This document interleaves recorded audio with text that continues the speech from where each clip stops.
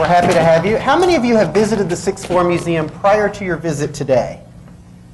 Okay, just a couple of you. Well, wonderful. Well, I hope you're all experts on the Kennedy assassination now that you've had the morning to spend at the museum on the 6th and 7th floors.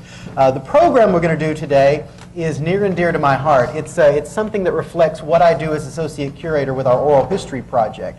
For about 2 decades, the museum has gone around the country and videotaped interviews with people that remember where they were when President Kennedy was shot, and they talk about how the assassination impacted their lives. And we archive these videotape recollections, and we make them available to students and teachers and researchers from all over the world of all ages. And it really is an extraordinary primary source archive for first-hand recollections of President Kennedy and the assassination. And so what we do with these special living history programs is give you guys the chance to become oral historians yourself. My guest speaker and I are going to talk for a little while about his experiences the weekend of the Kennedy assassination, and then you guys are going to have a chance to ask questions of our guest speaker. And if you notice over there, we have a camera set up. That's the same camera that I use when I record oral history interviews for the museum's archives.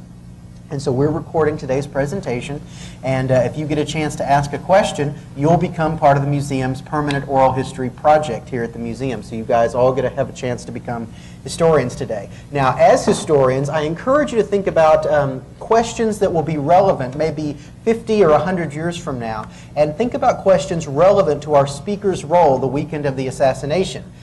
For example, if this guest speaker was someone who saw the president at the airport, you wouldn't want to ask him about the shooting of Lee Harvey Oswald. That's just an example of how you always try to find questions that are specific to that person's role, their occupation, and their memories of the day of the assassination. So be thinking about that as we make our way through today's presentation. And with that, I want to introduce our guest speaker today. This is Raymond Sonny Fisher, who is a former deputy sheriff for Tarrant County. In fact, in 1963, he was the only full-time deputy sheriff for Tarrant County, and he got to have a very special encounter with President Kennedy on the last day of his life. I was the only deputy sheriff that rode a horse. That rode a horse. and that's a great segue, because we'll take a look at our first picture here. This is, these are the crowds that were gathering outside the Hotel Texas in Fort Worth on the last day of President Kennedy's life, Friday, November 22nd, 1963. And right here on horseback, we have Deputy Sheriff Raymond Sonny Fisher. And right in front of him there is the governor of Texas, John Connally. Now, before we get started with the day of the assassination, let's back up a little bit, because I understand that prior to becoming a deputy sheriff, you actually have a background with the rodeo. Tell us a little bit about that. Yes, I rodeoed all my life. You know, grew up in Fort Worth. Hanley is a little town kind of east between here and Fort Worth. And my dad had land, and I rode all 3 riding events, bareback, saddle, and bulls, and really had a good time at it. Enjoyed it very much, but I've always had a horse. And well, there he is right there. And that was the horse you rode your entire time as a deputy sheriff, correct? Yes, I had him 34 years. And his name was Snuffy. Snuffy. Mm-hmm. Okay. We'll talk a little bit more about Snuffy and his experience at the day of the assassination as well. Now, how did you get from being with the rodeo to becoming a law enforcement official in Fort Worth? Well, my dad and the sheriff of Tarrant County at that time, Lon Evans was his name, were friends, and they played some golf and so forth, and periodically my dad and he would talk about me rodeoing and riding horses, and he hired me to do things on my horse, like parades. At rodeos, you have you set the pivots, ride a drill, and that kind of thing. But mainly, my big thing that I really hated the situation, but I really enjoyed doing, is if some children were lost or anything like this, or runaways or anything, I would ride the areas on my horse and try to find them. And as you pointed out, you were the only full-time deputy who was always on horseback, correct? Yes. You never rode in a car or anything like that? Well, once in a while we did. I had a partner that I had the horses, and he rode one of the horses with me also. And once in a while, we would have to go out in a car. But very seldom. Normally, we were horseback. I see. And there were some other law enforcement officials that rode horses. They were part of the sheriff's posse? Yes, well, and I was kind of not what you'd call the head of it, but I was the one that knew what was going on because I was at the office all the time. And we had a sheriff's posse that we rode all the parades and things. We went all over the state of Texas and any place, like down in Austin when they'd, have the governor come in or this, that, or the other. And we always were riding. Enjoyed it. Now, let's go back to that first picture we saw a few minutes ago of the crowds. You see they're all in rain gear and they've got umbrellas. It was a pretty wet morning, November 22nd. Yes, it started out. Sure did. And you had a very special assignment that day. Tell us about what your responsibilities were when the president was at the Hotel Texas. Well, we were to keep all the people back. Now, there were 8 of us on horseback, 2 lines of 4, and left that open there. At the end of this was his car that he got in when he left. But we stood right by the hotel and the door, and wherever he went, we made sure we were there so people wouldn't crowd him or anything. And that's the governor of Texas, John Connally, and you got the chance to meet the governor and shake his hand. Yes. Do you remember that? Well, I do remember now that you have recalled the picture to me and so forth, but like I said, we were all on such a situation of watching for Kennedy that I didn't even think about it, at the time. So when the president was there, the governor was sort of small potatoes for you. Yes. Yeah. Now, you told me something interesting a while back that, you would always carry firearms with you. Tell us that story. There was something very special about this day. Now, when we were rodeoing, setting the pivots, riding the drills, and this kind of thing, in parades or anything like that, we were dressed with our guns and everything, but they weren't loaded. Because in a crowd, if you were to have a horse accident or something like that and fall off or something and the gun go off and shoot somebody, particularly in a rodeo arena or something like that. But that day, we were loaded. That was a requirement? You had to have we loaded had guns? to have our bullets in our guns. Now, some members of the posse weren't really happy with that arrangement. No, they weren't. But we did have to do it, and they were, and my guys, my 7 other guys that rode with me a lot, they were good. They were good men. I mean, they did what we had to do. We'll see a couple of them in these next pictures here. Yes. Now there's President Kennedy, and that's you in the far back there by the American flag.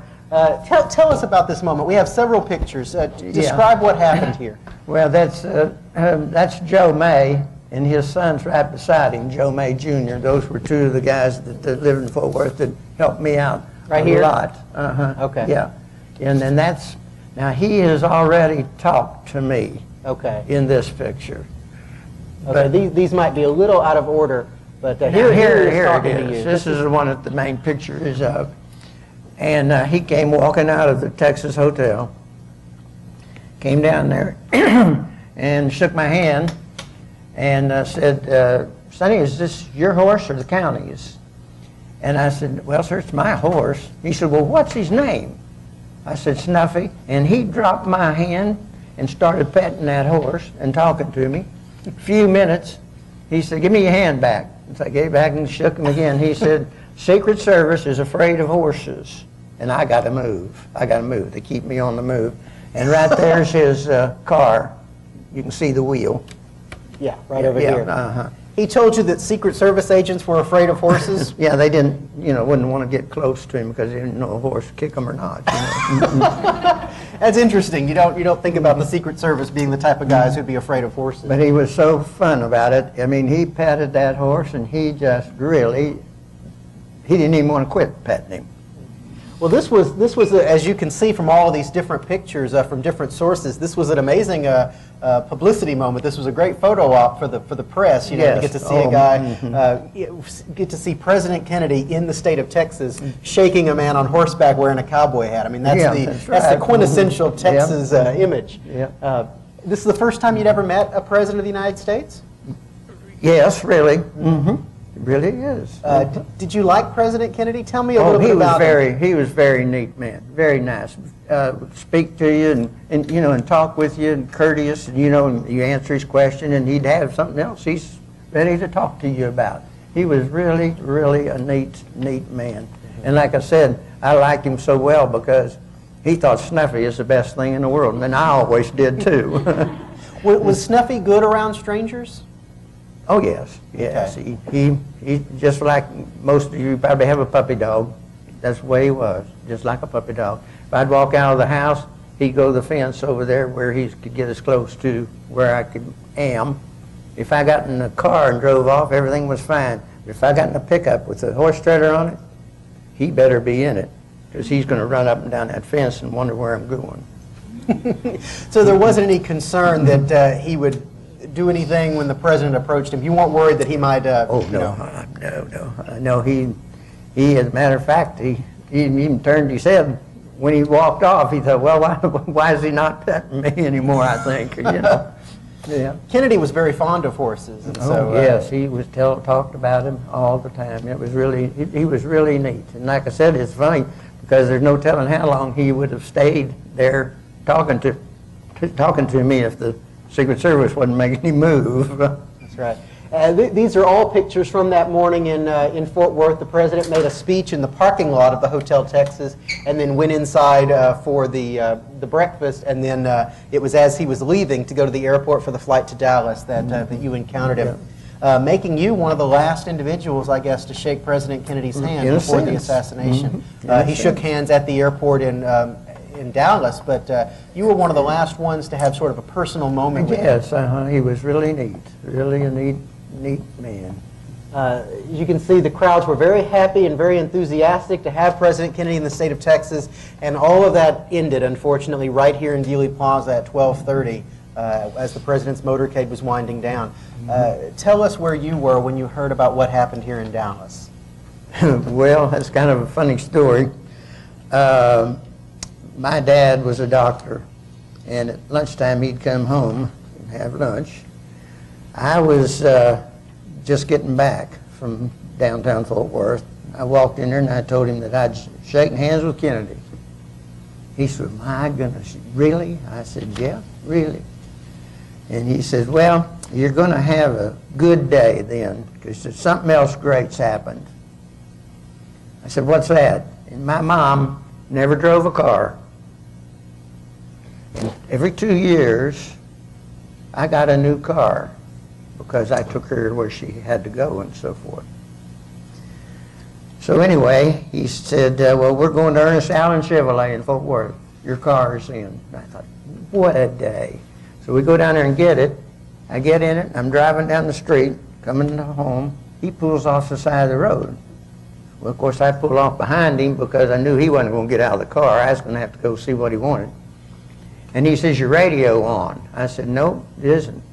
He says, you better turn it on. Your president just had a little problem, you know. And I, boy, it just messed my day up completely. You know, I thought, what a deal. Somebody killed him. Oh. But that's how I found out. I was driving around in my car. Now, when you said that, you said your father told you that your president had a little problem. I take that to mean that your dad wasn't necessarily a Kennedy supporter. Not exactly. Well, you know, the Democrat and Republican situation, how people are. Well, it's interesting because after the assassination, you know, you began to hear reports about people that reacted in different ways to the president's shooting, and so it's interesting that your father referred to the shooting of the president as a little problem and called him your president. Yeah, it was funny, but boy, it's something that I'll never forget. And the funny thing about it is nobody else around ever really forgets it, because I go around towns and so forth and so on and so forth, and if anybody knows about the fact that I shook hands with Kennedy, they're with me all the time. And I carry pictures in my car when I go places a lot of times and give them one. And it's amazing how many people have that one picture. I mean, everywhere you go and they know about it, they want to see it, you know. It was someday. How does it feel? We're talking about an event that's almost 50 years ago. 46. Yeah, almost 47 in November. Yeah. And you're here talking to individuals that weren't alive, that have no firsthand memories of President Kennedy. How does it feel to you to be able to share this little moment in history that you shared with President Kennedy just a few hours before he was shot? You know, it's something I really like to tell to people, and to younger people also. It really is something neat, because a lot of young people have heard of the assassination, you know, and all of that. But if you really talk to them and so forth, and then, like I said, I keep a picture in the truck, and I'll show them the picture, and it just really is, they really like it. They really get along with that idea and so forth. And some of them are really already know something about it. It brings history to life in a certain way. Yes, it certainly does. Now, your connection to the assassination didn't end with your encounter with President Kennedy. You also have an interesting story related to Lee Harvey Oswald after he was shot. Tell me about that. When he got shot, they sent him to Fort Worth when he died, and supposedly buried him in Rose Hill Cemetery, which is in between kind of Fort Worth and Arlington. And so the sheriff called me and told me about that, and that's one of the reasons I drove around in a car.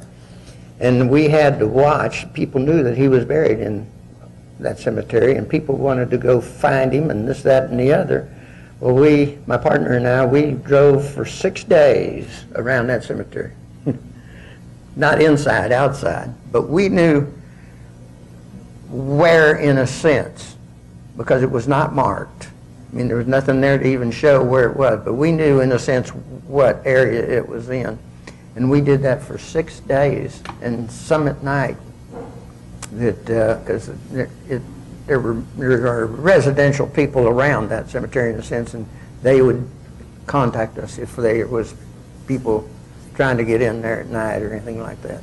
There was some concern that people who so angry at what had happened, they wanted to dig him up or desecrate the grave in some way. Did you ever have to run anybody off? No. Normally they'd see us, and if they were parked in that area or just around it, you know, they'd see us and they'd know that we were watching it. Folks in Fort Worth were, for the most part, very unhappy that Lee Harvey Oswald was buried in their community. Yes, he was. Do you remember any conversations you had with people about that and some of the frustration they would express? Well, that's true, and you know that happened and so forth, and why would a person do that and all? And then to get down to another little subject on the deal, the man that shot him, Jack Ruby, to me, I may not should say this, but to me, wasn't much better than Oswald. He was really a tough guy, and to do something like that in a jailhouse, first off, having a gun on him, and they not even know it. All of you, I hope, saw the picture, and if you were down on the 6th floor, saw the video of the shooting of Lee Harvey Oswald. That was the first murder broadcast live on American television, and it sent shockwaves of anger and frustration through the television set to millions of people who were searching for answers in the assassination. The Ruby shooting of Oswald forever ensured that there would be lingering questions about the Kennedy assassination. Now, you actually knew Jack Ruby by reputation, and you encountered him a couple of times. Yes, he had a few businesses around Fort Worth, too, as well as in Dallas. Were a little bit tough, not very nice businesses. What kind of reputation did Jack Ruby have? Well, they just knew of him as being a gambler and crooked in his operations and what he did. And just like the sheriff's department that I worked for and so forth, if anything came up and he was involved in it, we were told to be very, very careful. He's a pretty rough old boy.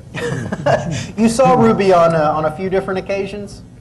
Yeah, around, you know, the sheriff would tell us that he's in town and doing this, this, and this out on the Jacksboro Highway or on the Mansfield Highway, which were the little rougher parts of Tarrant County.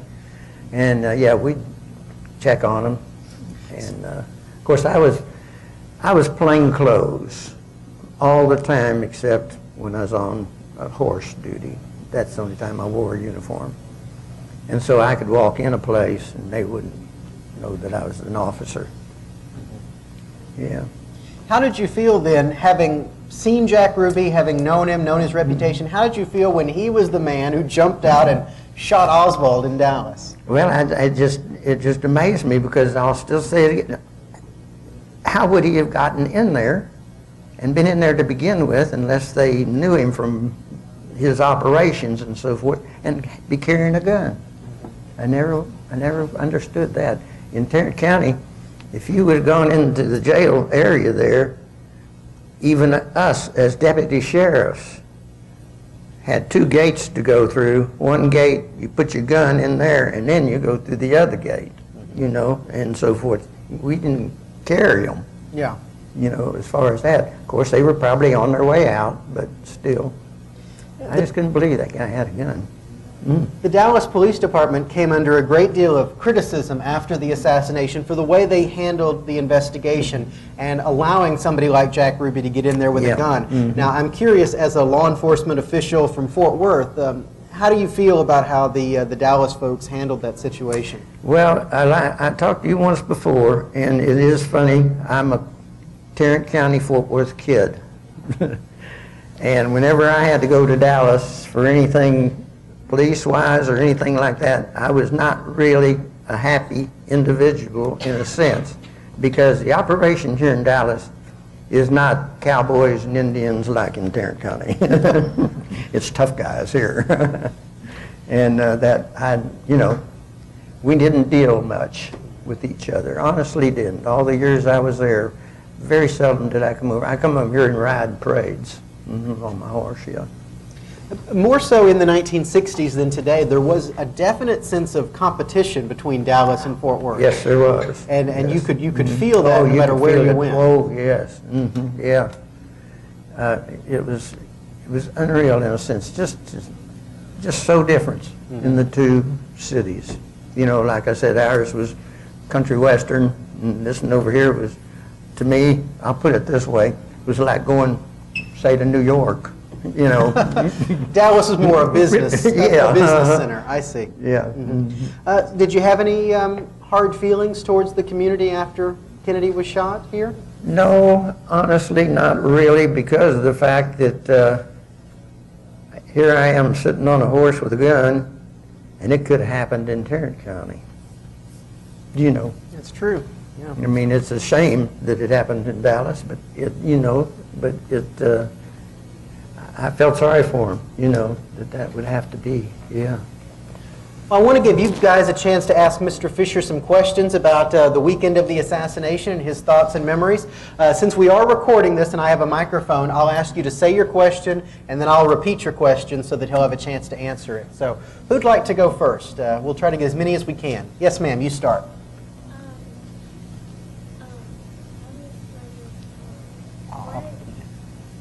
Go ahead.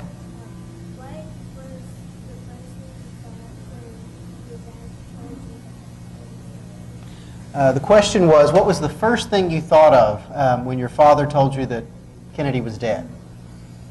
Well, you know, I thought to myself, such a neat man, you know, and such a shame. Who would do a thing like this to particularly the President of the United States, you know, too. I mean, he was so neat to me, and like I said, I love my horse so much, and he thought that was the greatest thing in the world, that he could sit there or stand there and pet that horse. And I really felt really bad for a long time. Then the next day, the Fort Worth Star-Telegram, and back in those days, the Fort Worth Press was also a newspaper. in Fort Worth. And both of them on the front page has me shaking hands with them. You know, boy, it was something else. I bet that made you a sort of an instant celebrity around town. Yeah, it did. You don't say that with much enthusiasm. Well, boy, it's been something else, you know, and like I said a while ago, and as funny as it seems, I can walk in a place or something, a restaurant or something like that, and if somebody, and I've been where I live right now 30 years, and if somebody sees me, most of them know that I shook hands with Kennedy 3 hours before he was killed, you know, and they all have something to say, you know. Wow, it's amazing. Yes, right there.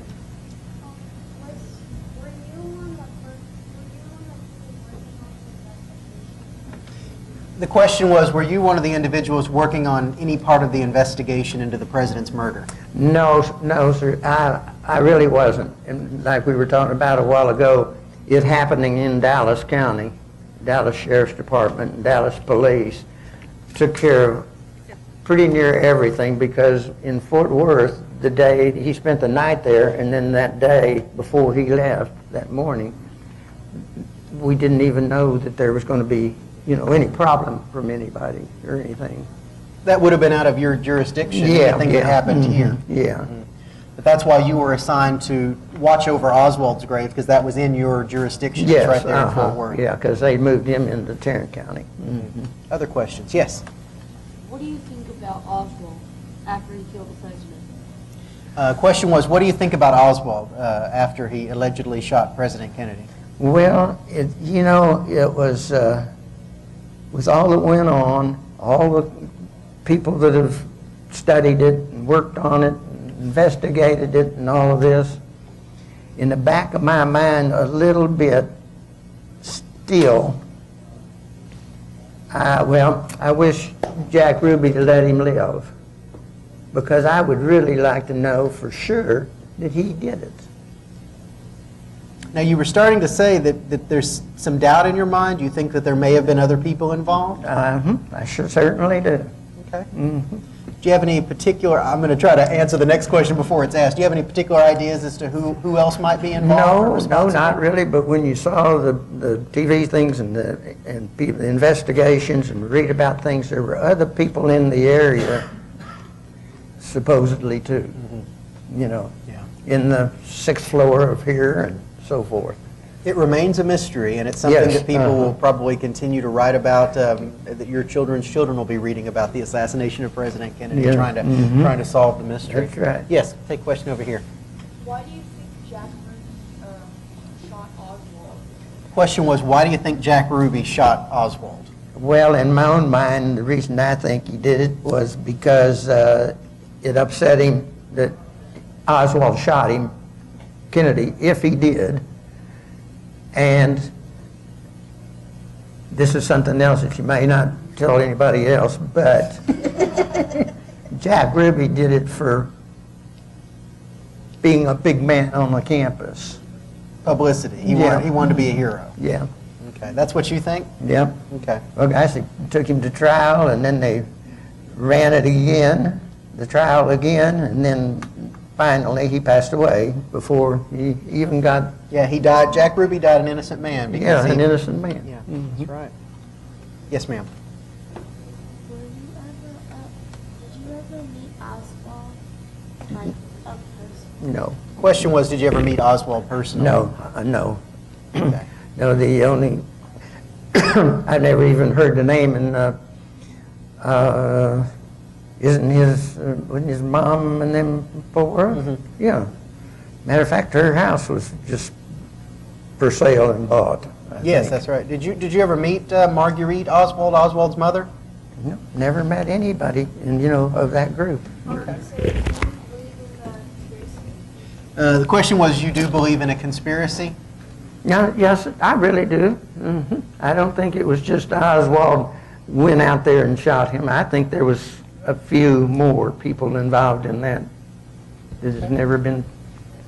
Okay. You, sir, right there. Do you have any doubt in your mind that Jack Ruby could have been part of it, and that he was worried that Oswald would tell on him, and he The question was, do you think that Jack Ruby may have been involved in that conspiracy? Very much.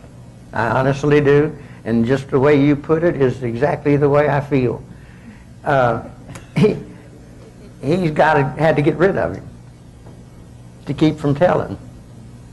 So you feel that Ruby in some way was out to silence Oswald, to stop him from being brought to trial? Probably, yeah, because he might come out. And like I said, Jack Ruby was a pretty rough individual. Is any of this at all based on the reputation that Ruby had that you were aware of before all this happened? You mentioned he was a tough guy. Yeah, he didn't handle his businesses proper. They were nasty operations and stuff, and he was right into with the rest of the tough guys that did that kind of thing. And like I was saying, on Jacksboro Highway, Mansfield Highway, where there were some pretty bad clubs and places. Now, when you say tough guys, are you talking organized crime? Yes. Okay. Yeah. Okay. Yes. What I want to know is, how could Oswald bring a rifle into the 6th floor museum or this business area? Is the security low here? The question was, how could Oswald bring a rifle into this building? Do you want me to? You answer that one, would you? Since you were in Fort Worth at the time. Oswald worked here in this building, and there was no security here at the Texas School Book Depository. This was a distribution warehouse for school textbooks. Oswald brought a package wrapped in brown paper into the building that day. He told the guy who drove him to work that they were curtain rods for his apartment, and no one questioned that. No curtain rods were ever found, but there was some brown paper found on the 6th floor across the floor from where the rifle was found. So the investigators believed that that was how he transported the weapon into the building, was wrapped it up in brown paper and just said it was curtain rods for his apartment.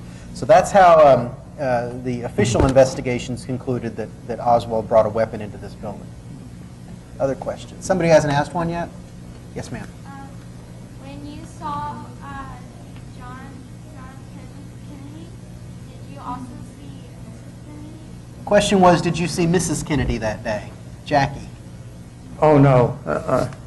No, see, I wasn't here. No, in Fort Worth. Oh, in Fort Worth? When they were leaving, did you see Mrs. No. Kennedy? Well, yes, I did too. Yes, I did too.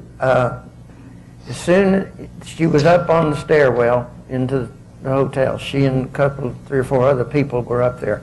And I did see her, but I didn't, she didn't walk down by us. She didn't want a pet Snuffy? No. No, she was doing her own thing and, and went her other way, more than likely. She didn't come by us on the horse. Maybe she was scared of horses too, like the Secret Service. Yeah, that's right. Other questions for Mr. Fisher? Yes, sir, in the back. What kind of gun What kind of gun did did you carry? you carry back then? A 38 Smith & Wesson. Yes. Mm-hmm. Do you still have that gun? No, I don't. I carried it, and then whenever I retired from the job there and so forth and so on, I let my partner have it. And when we were plain clothes, when we were riding a horse, it was a regular size. When I was plain clothes and just out on duty and doing things, I had a little bitty tiny pistol, so nobody could see it. Mm-hmm. Yeah. Other questions? Yes, sir, in the back there. Oh, that's a great question. If you were to meet Lee Harvey Oswald right now, what question would you ask him? Well, why did he shoot the president? What was his deal? Maybe Jack Ruby had already paid him. You never know on that deal. Other question? Yes.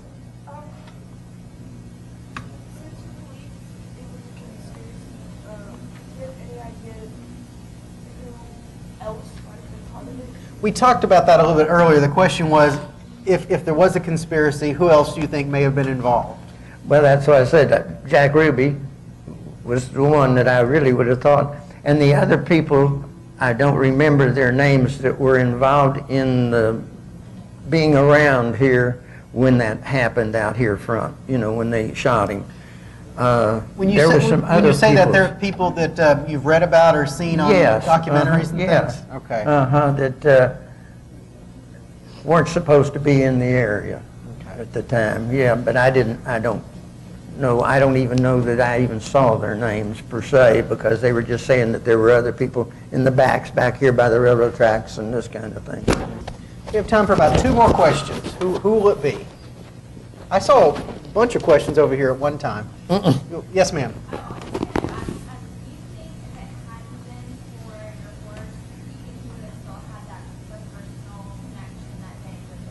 It's a good question. The question was, do you think that if you weren't riding Snuffy that day, would President Kennedy have come over to you and you have had that personal connection with him, do you think? Oh, no. No, if I'd have been on foot just standing out there, oh, no, I'm sure he'd have went right by. Because when he stopped and talked to me, and the Secret Service was making him move on, he was really going to, I showed you a picture of a friend of mine, Joe May, up there. He even stopped at Joe's for a second and said hi. But, but he'd have pet every one of the horses. All right, last question. Yes, sir. What gun was used to kill JFK? I'll take that one. Yeah.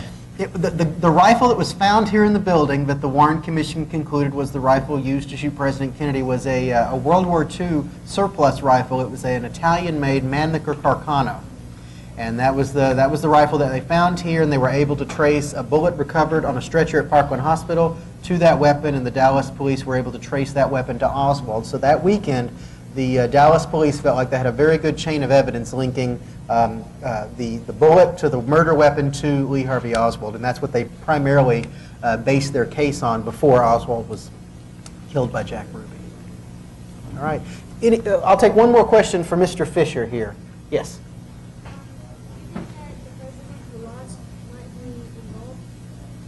Do you think that, you mean in the 1960 election? Okay, you think that Richard Nixon, who ran against Kennedy in 1960, you think he might be involved? I wouldn't have thought. I honestly wouldn't have thought that.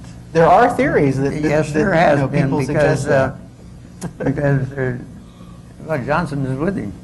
Yeah, Lyndon Johnson, the vice president was here.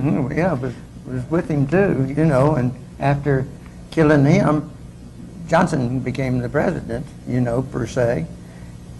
But I never thought of it in the sense that Johnson might have had something to do with, so that he could be president or anything like that. Richard Nixon was actually in Dallas the day before President Kennedy was shot. He was here because Pepsi, the soft drink company, was having a convention here, and Richard Nixon, who was a lawyer, was representing Pepsi. So he was here at that convention and actually left Dallas the morning, very early, the morning of November 22nd. So he was here in Dallas when the president was shot, and some researchers have made much of that connection, the fact that Richard Nixon, who lost the presidential election in 1960, was here in the city when it happened. Yeah. The thing to remember about the Kennedy assassination, and we'll close on this note, is that the more you study this subject, the more confusing it becomes.